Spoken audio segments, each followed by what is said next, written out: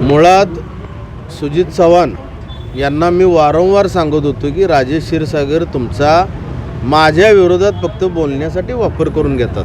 त्यांना ते पटत नव्हतं. ज्या रामभाऊदादांनी शिवसेना कोल्हापूर जिल्ह्यामध्ये वाढवली, ज्या रामभाऊदादांच्या दारामध्ये राजेश क्षीरसागर मला शहर प्रमुख करा म्हणून विनंती करायला जायची, 12-24 तास राजेश क्षीरसागर हे रामभाऊदादांच्या घरात जाऊन त्यांच्या पायाजवळ बसलेले असायचे की मला काय वाटेल ते करा पण शहर प्रमुख करा.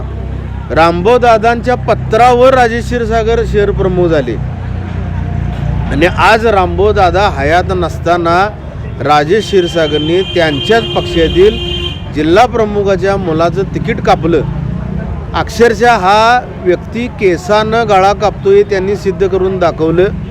मुद्दा नंबर 2, ज्या व्यक्तीला त्यांना तिकीट दिलं तो इंगोले परिवारातला सन 2008 साली खून करून फरारी झालेले आरोपींना जरी तिकीट देणार असतील, मी जबाबदारीनं न्यूज चॅनलच्या बरोबर बोलतो, सत्ता शिवसेना भाजपची आहे, त्यांची गद्दार सेना आणि भाजपची. देवेंद्रजी फडणवीस आणि एकनाथ शिंदे यांना माझी विनंती आहे की तुम्ही महाराष्ट्र राज्यातल्या कानाकोपऱ्यातल्या सगळ्यांच्या फायली ईडी अमुक तमुक कोणते गुन्हेगार असतील यांना धमकावून तुम्ही तुमचे पक्ष बळकट केले आणि राज्यात सत्ता स्थापन केली. ओपन चॅलेंजमध्ये मी बोलतो, ओपन चॅलेंज, सन 2008 मध्ये जो आरोपी होता त्यालाच राजेश क्षीरसागरनी तिकीट दिलेलं आहे.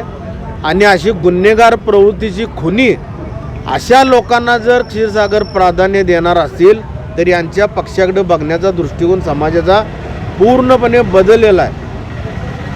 माझ्या या वक्तव्यावर त्यांचं ऑब्जेक्शन कदाचित असेल तर त्यांनी माझ्या या वक्तव्याची चौकशी लावावी. 2008 सालचं जगतापचं खून प्रकरण यांनी पुन्हा ओपन करावं. हा यांचा कॅन्डिडेट ह्यामध्ये आत गेलेला दिसेल. कोल्हापूर दही बिरला तर ह्या कोल्हापूर शहरातला एकही रस्ता सरळ नाही, कोणतंही ग्राउंड सरळ नाही.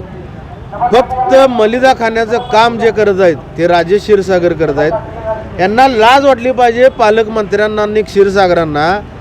ज्या पद्धतीनं तुम्ही डान्स करतात त्याच पद्धतीनं जनतेला रस्त्यातून डान्स करत जावं लागत होतं. निर्लज्जपणाचा कळस की क्षीरसागरांनी हे नाचले, कोणताही विकास नाही, कोल्हापूर भकास करून टाकलं आणि यांना आता डान्स सुचला.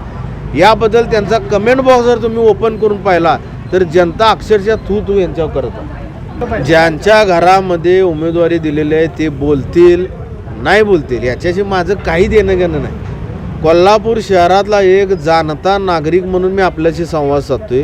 हे योग्य आहे का? कोल्हापूर शहराला आवडलं नाही. ज्याला तिकीट दिलं तुम्ही, एका खून करणाऱ्या व्यक्तीला जर तिकीट देत असाल तर निर्लज्जपणाचा कळस आहे. आणि सुजित चव्हाण बोलतील का नाही बोलतील मला माहिती नाही.